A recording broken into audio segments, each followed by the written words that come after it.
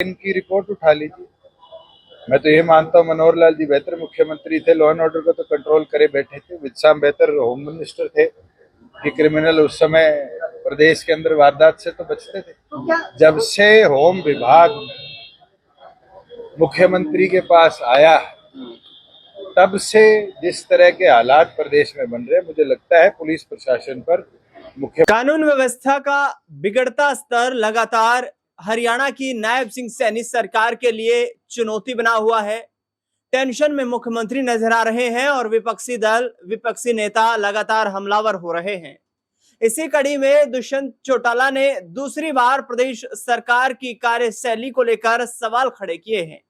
प्रदेश सरकार में बिगड़ती कानून व्यवस्था को लेकर दुष्यंत चौटाला गुरुग्राम पहुंचे, वहां पुलिस कमिश्नर से मुलाकात की। इससे पहले राहुल यादव फाजिलपुरिया से भी मुलाकात की। राहुल यादव फाजिलपुरिया ने 2024 में हरियाणा का लोकसभा चुनाव गुड़गांव लोकसभा सीट से लड़ा था, जहां पर उन्होंने राव इंद्रजीत सिंह भारतीय जनता पार्टी के प्रत्याशी और राज बब्बर कांग्रेस पार्टी के प्रत्याशी को टक्कर दी थी।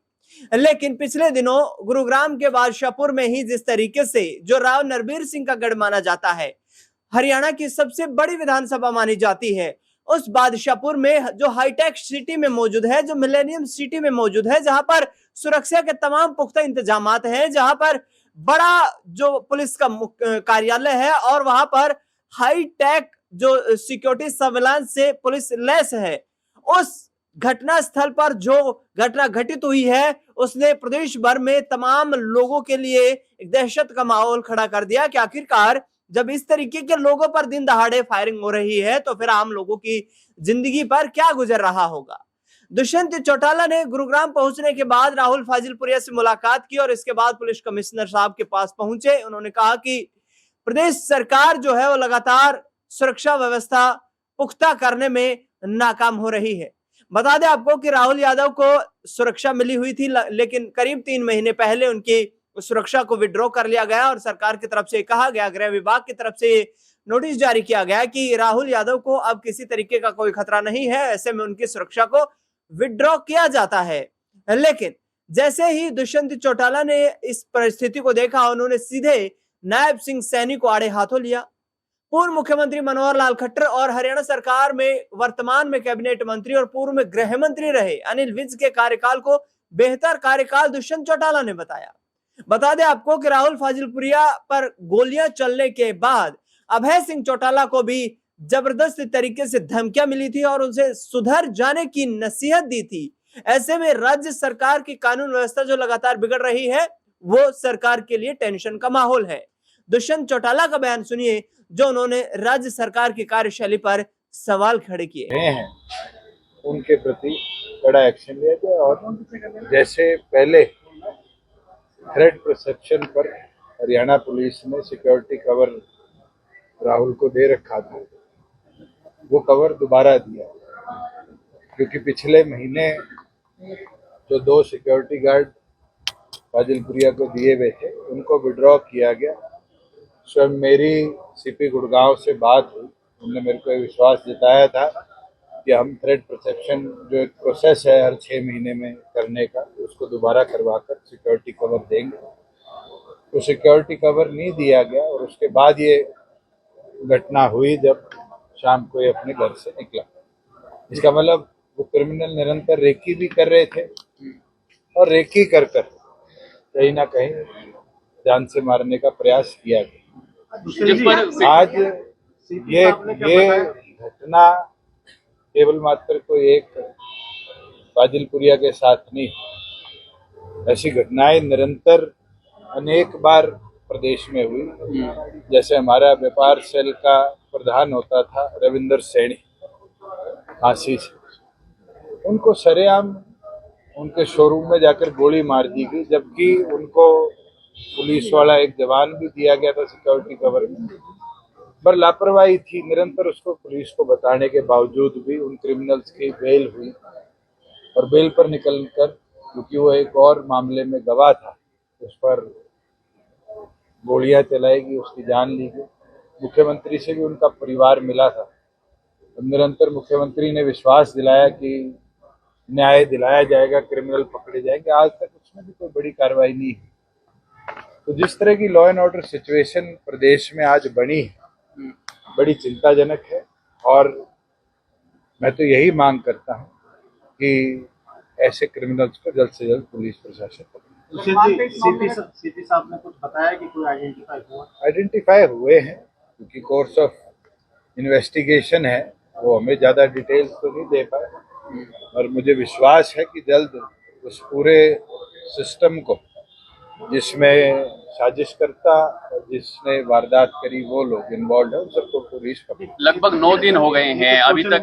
वायरल है तो शायद किसी ने कुछ पैसों के लेन देन की देखिए, ये बात ना तो आप पुख्ता कर सकते ना मैं। आजकल सोशल मीडिया का क्या हालात है, ये आपको मेरे से बेहतर पता है। इस तरह से 9 दिन हो गए हैं, 9 दिन में अभी तक हमलावर जो है वो गिरफ्तार नहीं हो यही पाए हैं। चिंता का विषय था और इसलिए आज पूरा जननायक जनता पार्टी का परिवार एकत्रित होकर और कमिश्नर ऑफ पुलिस से मिलने आए।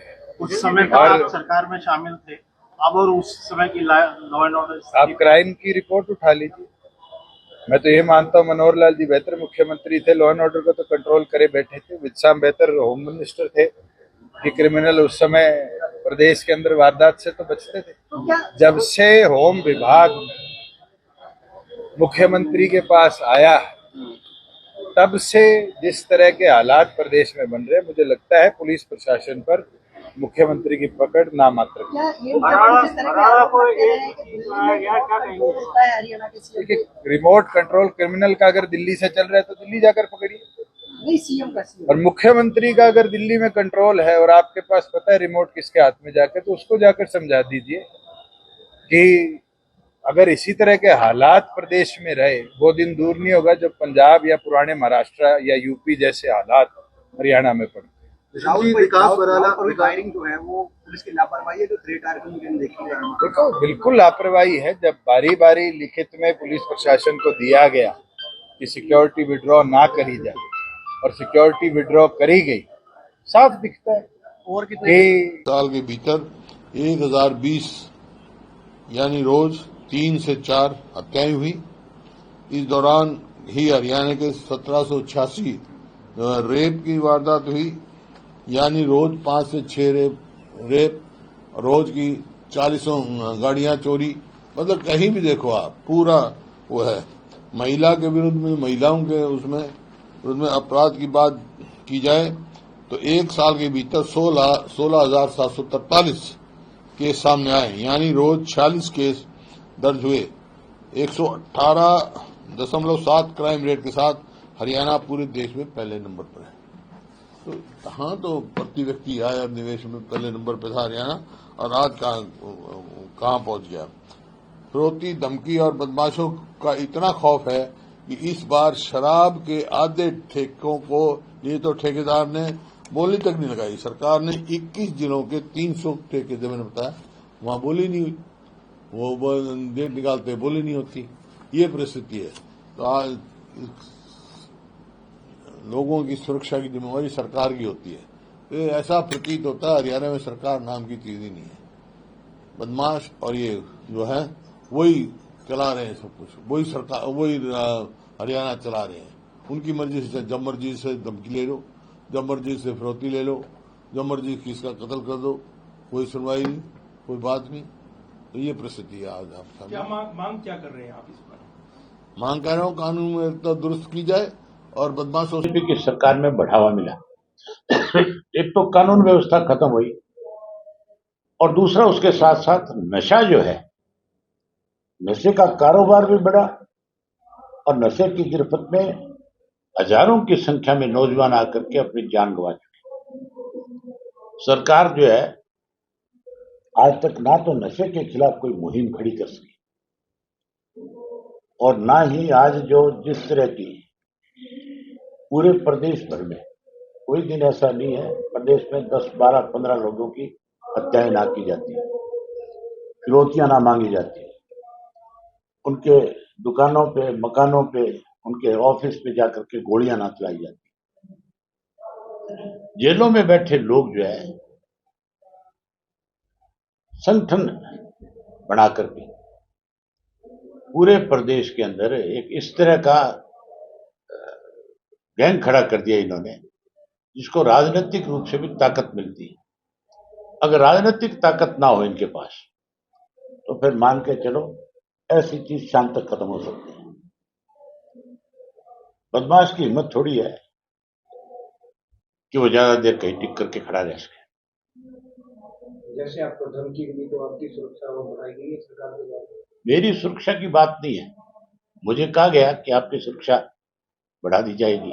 मैंने कहा मुझे सुरक्षा नहीं चाहिए, प्रदेश को सुरक्षा चाहिए, आम आदमी को सुरक्षा चाहिए। जब तक आम आदमी सुरक्षित नहीं होगा तो मान के चलो प्रदेश के अंदर कोई भी व्यक्ति आकर के अपना कारखाना नहीं लगाएगा, कोई व्यक्ति अपना कोई इंस्टीट्यूट नहीं खोलेगा।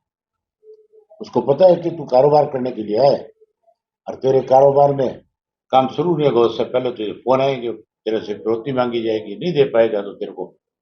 अगर कोई इस प्रकार का विषय है, पुलिस सख्ताई से काम करेगी, उसमें कोई कोताही नहीं है, किसी प्रकार की कोई कोताही नहीं है। हम बार बार कह रहे हैं हमारी सरकार का एजेंडा क्लियर है, हमारे पुलिस अधिकारी लगे हुए हैं।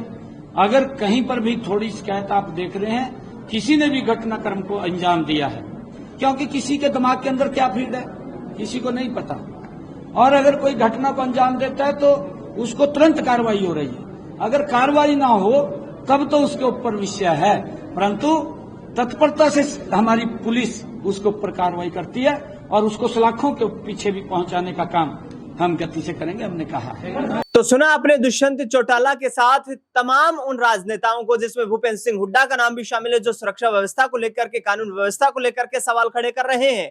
अभय सिंह चौटाला का बयान शामिल है, जिनको खुद धमकियां मिल रही है, और वहीं प्रदेश के मुख्यमंत्री कह रहे हैं कि या तो बदमाश बदमाशी छोड़ दे, अपराध छोड़ दे, या फिर हरियाणा छोड़ दे। लेकिन अभय सिंह चौटाला ने कहा कि यहाँ पर मुख्यमंत्री को ही हरियाणा छोड़ना पड़ेगा, क्योंकि बदमाश उनके कार्यकाल के दौरान चरम सीमा पर अपने अपराध को ले जाते हुए नजर आ रहे हैं। देखना दिलचस्प होगा कि मुख्यमंत्री नायब सिंह सैनी कैसे कानून व्यवस्था को लेकर कड़े कदम उठाते हैं। मांग तो यह भी की जा रही है कि फिर से अनिल विज को गृह विभाग की जिम्मेदारी सौंप देनी चाहिए। फिलहाल इस खास रिपोर्ट में इतना ही। देश दुनिया से जुड़ी तमाम बड़ी खबरों के लिए देखते रहिए नेक्स्ट 9 आवाज।